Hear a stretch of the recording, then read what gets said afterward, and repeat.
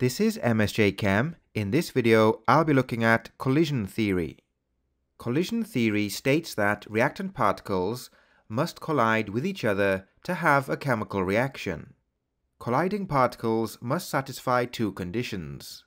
The first is that they must collide with kinetic energy equal to or greater than the activation energy for the reaction. The second is that they must collide with the correct orientation or geometry. In this video, I'll be looking at the second point. Activation energy will be covered in the next video. So next we look at the difference between an unsuccessful and a successful collision. Note that in both these examples, we assume that the reactant particles have sufficient energy to react. So in our first example, which is an unsuccessful collision, the reactant particles approach each other. However, they collide with the incorrect orientation.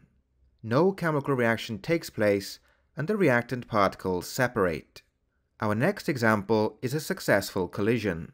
So once again, the reactant particles approach each other, but this time they collide with the correct orientation.